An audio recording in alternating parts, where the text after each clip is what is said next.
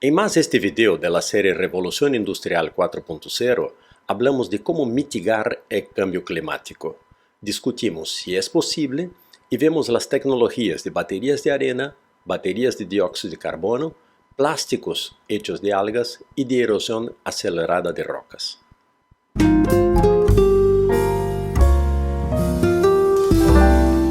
Ya tenemos aquí en el canal un video sobre el cambio climático. En este video te explicamos cómo es y cuáles son los problemas.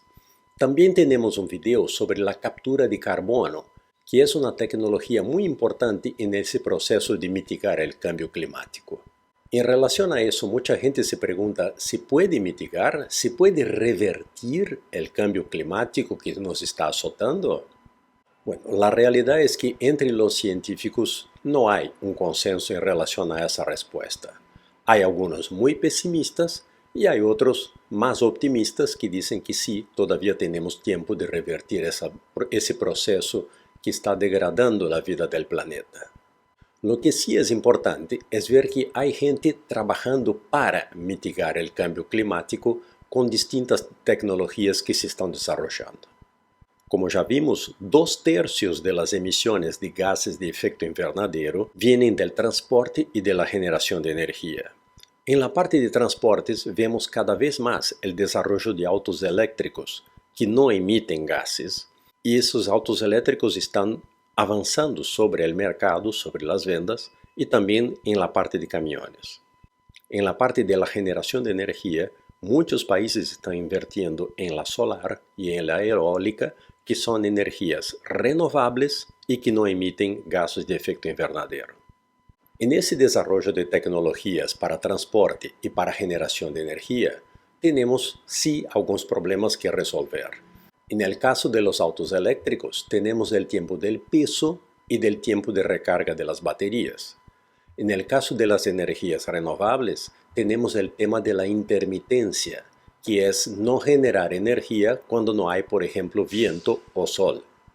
En este video no vamos a cubrir la parte de coches eléctricos, pero sí en relación a las renovables, sabemos que hay muchos desarrollos de baterías justamente para poder hacer frente al tema de la intermitencia de esas fuentes de energía. El primer desarrollo que vemos en este video es de las baterías de arena. Las baterías de arena apuntan al calor. Calor es, de acuerdo con la Agencia Internacional de Energía, el 50% del consumo de la generación eléctrica es para generar calor. Calor para las casas, calor para las oficinas, calor para las fábricas. Una idea, que es esa idea de las baterías de arena, es no almacenar cargas eléctricas, sino almacenar calor directamente. Justamente por el problema de la intermitencia, esta empresa de Finlandia está desarrollando baterías de arena. Con cilindros grandes, cilindros de 7 metros de altura y 100 toneladas, se almacena calor hasta 3 megawatt-hora de potencia. La idea es, en el momento que hay energía, se calienta la arena y después ese calor se entrega a la red, o sea, a las casas, a los edificios, en el momento que se necesita. El proceso requiere pasar aire caliente por tubulaciones a través de la arena y con eso la arena se calienta hasta 600 grados. En el momento en que se necesita calor, se pasa aire frío de vuelta por la arena y ese aire frío va a calentar agua y el agua se va a entregar a las casas, a las oficinas que se necesitan. Como está idealizado, ese proceso requiere una red de distribución de agua caliente a las casas y edificios como hay en ciudades de Finlandia. El segundo desarrollo que vemos es de la batería de dióxido de carbono. Como ya vimos, el dióxido de carbono es el principal gas de efecto invernadero por su volumen y por su concentración en la atmósfera que tenemos hoy. Ya sabemos que hay tecnología para capturar ese dióxido de carbono que está en la atmósfera, como vimos en el video de captura de carbono. El problema es que, cuando capturamos dióxido de carbono, tenemos muy pocos usos para ese gas. principalmente en el volumen que se tiene que capturar. Eso hace con que las operaciones de captura de dióxido de carbono no sean económicamente viables, porque uno captura pero no tiene a quién venderlo. La batería de dióxido de carbono consiste en utilizar ese gas para almacenar calor. Es muy importante porque ese gas representa 75% de las emisiones que tenemos de gases de efecto invernadero. La empresa Energidome de Italia creó esa batería de 4 MWh que trabaja junto con una generación solar de 200 MWh. En el momento que la generación solar tiene energía disponible, se hace el proceso de carga. O sea, se toma el dióxido de carbono que está guardado en el dome, en el reservorio grande, como se ve, se pasa por un compresor utilizando la energía solar generada y se transforma ese gas en líquido, o sea, se licúa el dióxido de carbono, almacenando con eso la energía. En el momento que se necesita energía, porque la solar no tiene la capacidad de generar por la intermitencia, se toma el dióxido de carbono líquido, se pasa por una turbina y a partir de ahí se genera más electricidad. En ese proceso, comparado el costo de esa batería de dióxido de carbono con una batería de litio con la misma capacidad, bueno, la batería de dióxido de carbono es 50% más barata, 50% menos costo. Además, se utiliza dióxido de carbono, que es algo importante para viabilizar la captura de dióxido de carbono de la atmósfera. Otro desarrollo que vemos en este video es de hacer plástico de algas marinas. Los plásticos son un problema hoy. La producción de plásticos genera gases de efecto invernadero. La quema de plásticos también genera gases de efecto invernadero.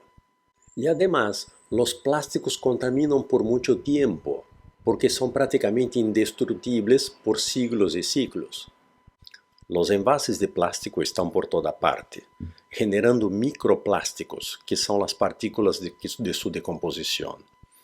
Nosotros usamos plásticos para muchas cosas, para muchas aplicaciones, para muchas cosas que consumimos.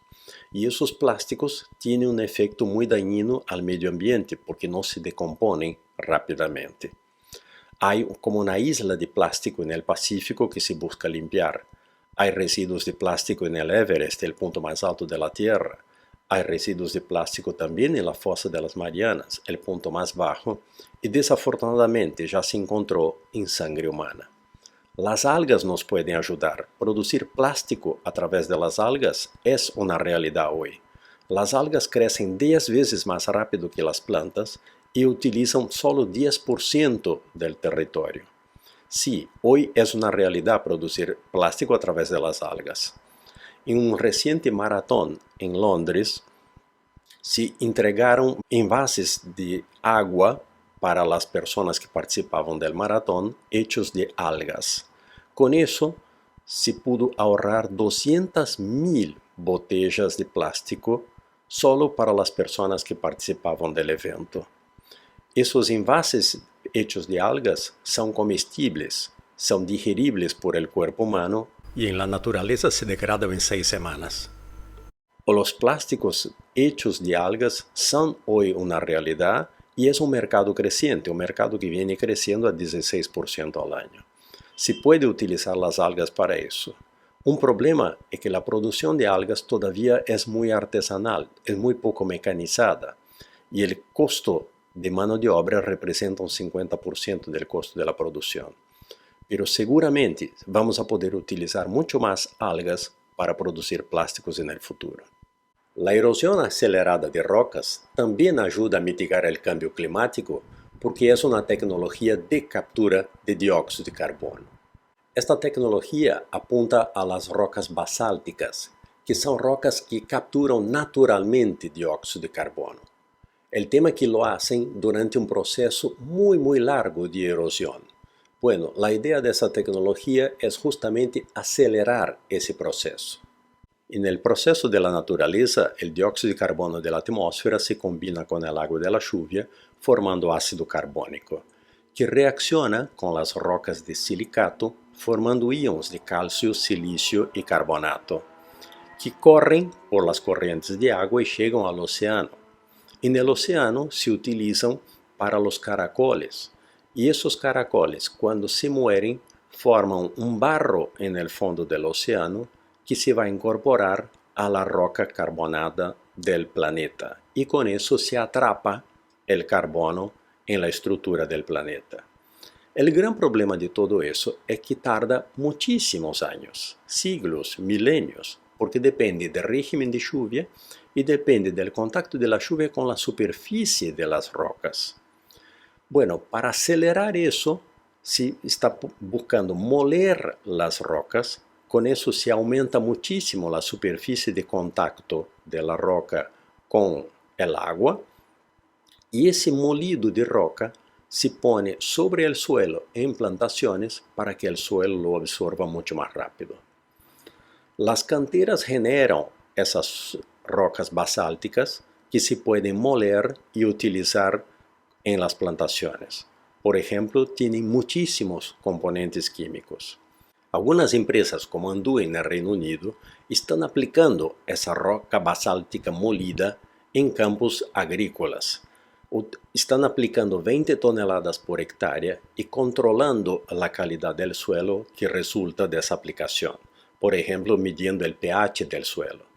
Con eso están logrando mejores cosechas, están logrando mejores desarrollos agrícolas y son campos que absorben dióxido de carbono. O sea, son campos que hacen captura de dióxido de carbono justamente porque esas rocas que están ahí en la base de las plantaciones absorben el dióxido de carbono que está en la atmósfera mucho más rápido. Entonces, con eso logramos consumir el dióxido de carbono que está en la atmósfera, atrapándolo directamente en el suelo.